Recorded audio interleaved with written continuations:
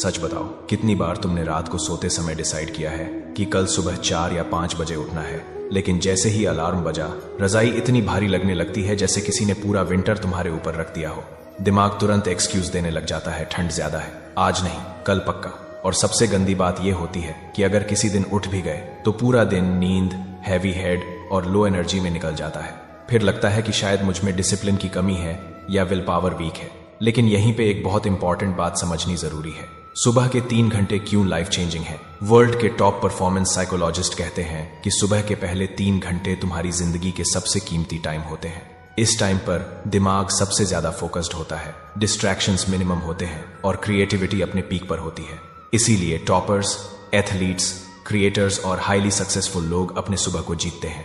ये वो वक्त होता है जो या तो तुम्हारा करियर बना देता है या फिर तुम्हें एवरेज बना के छोड़ देता है। प्रॉब्लम ये नहीं है कि तुम सुबह उठना नहीं चाहते, प्रॉब्लम यह है कि तुम गलत चीज कंट्रोल करने की कोशिश कर रहे हो। ज्यादातर लोग सोचते हैं कि लेट उठना विल पावर का इश्यू है। उन्हें लगता है कि बस थोड़ा डिसिप्लिन आ जाए तो सब ठीक हो जाएगा।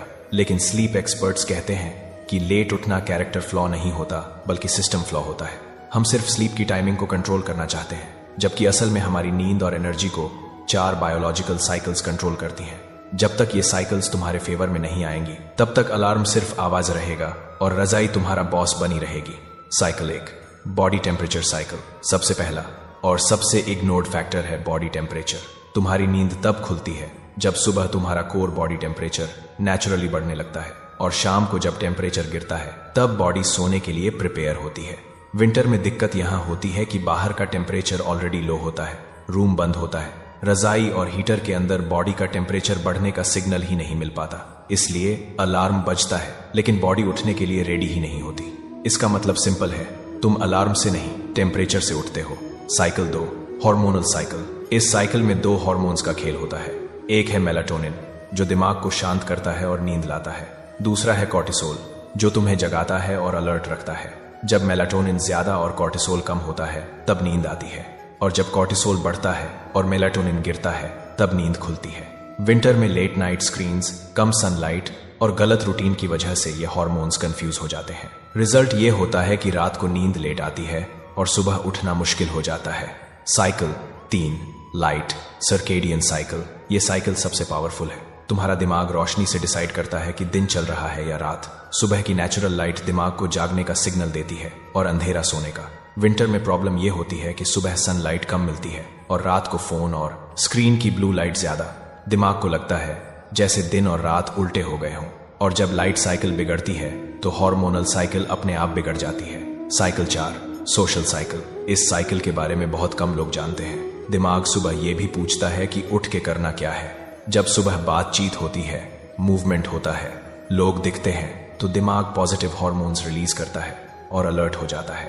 जो लोग सुबह उठ के बिल्कुल अकेले रहते हैं, जिनका कोई इंटरेक्शन नहीं होता, उनके दिमाग को जागने का स्ट्रॉन्ग रीजन ही नहीं मिलता, इसलिए उनकी स्लीप साइकिल धीरे धीरे वीक हो जाती है। मेरे बच्चे, अब सॉल्यूशंस देखते हैं, हैबिट्स जो साइकिल्स को रीसेट करती हैं। अब हम सिर्फ थ्योरी नहीं, प्रैक्टिकल सॉल्यूशन की बात करते हैं। सबसे पहली और सबसे पावरफुल आदत है राइट टाइम पर एक्सरसाइज। एक्सरसाइज सिर्फ फिटनेस के लिए नहीं होती, ये तुम्हारी स्लीप साइकिल का रिमोट कंट्रोल है। अगर तुम उठने के 60 मिनट के अंदर या उठने के 3 घंटे बाद या फिर उठने के 11 घंटे बाद एक्सरसाइज करते हो तो तुम्हारा बॉडी टेम्परेचर, हार्मोन्स और सर्केडियन रिदम एक लाइन में आ जाते हैं। विंटर में बाहर जाना पॉसिबल न हो तो घर के अंदर सिर्फ 10 मिनट जंपिंग जैक्स, सूर्य नमस्कार या बेसिक स्ट्रेचिंग भी काफी होती है। बस बॉडी का टेम्परेचर बढ़ना चाहिए। दूसरी आदत है सुबह उठने के बाद 10 मिनट नेचुरल लाइट लेना। बालकनी, टेरेस या खुले आसमान के नीचे रहना दिमाग को क्लियर सिग्नल देता है कि दिन शुरू हो चुका है। इससे कॉर्टिसोल रिलीज होता है और सर्केडियन रिदम रीसेट होती है। तीसरी और सबसे कंप्लीट आदत है मॉर्निंग वॉक। सिर्फ 20 मिनट की walk body temperature, hormones, light cycle और सोशल साइकिल चारों को एक साथ रीसेट कर देती है। इसीलिए जो लोग रोज सुबह वॉक पर जाते हैं वो बिना अलार्म के उठ जाते हैं। रात को 9 बजे के बाद स्क्रीन बंद करना भी बहुत जरूरी है। फोन की ब्लू लाइट मेलाटोनिन रिलीज को बिगाड़ देती है, जिसकी वजह से दिमाग शांत नहीं होता। स्क्रीन की जगह अगर तुम सोने से पहले 20-30 मिनट बुक पढ़ते हो तो दिमाग नेचुरली थक जाता है और नींद डीप होती है। शाम के टाइम आसमान या सनसेट देखना भी एक सिंपल लेकिन पावरफुल आदत है। इससे दिमाग को पहले ही सिग्नल मिल जाता है कि रात आने वाली है, जिसका फायदा ये होता है कि रात को ब्लू लाइट का नुकसान भी काफी हद तक कम हो जाता है। सबसे आखिरी और इम्पोर्टेंट रूल है कंसिस्टेंसी। रोज एक ही टाइम पर सोना और एक ही टाइम पर उठना। वीकेंड में भी अगर नैप लेनी हो तो 20-30 मिनट से ज्यादा नहीं, 20-20 मिनट शिफ्ट फॉर्मूला। अगर तुम सीधा 4 बजे उठने की कोशिश करोगे तो सिस्टम शॉक मिलेगा। इसीलिए बेस्ट मेथड ये है कि हर 3-4 दिन में सिर्फ 20 मिनट का शिफ्ट करो। पहले 5 से 4:40, फिर 4:40 से 4:20 और फिर 4। दिमाग धीरे धीरे एक्सेप्ट करता है और रेसिस्टेंस कम होता जाता है। मेरे बच्चे, छोटे एक्शंस जब रोज रिपीट होते हैं वही एक्स्ट्रा ऑर्डिनरी रिजल्ट्स देते हैं। जल्दी उठना मोटिवेशन का गेम नहीं है, सिस्टम का गेम है। याद रखना, शुरू में कठिनाई होगी लेकिन धीरे धीरे सब होने लगेगा। बस तुम हार मत मानना, मैं तुम्हारे साथ हूं।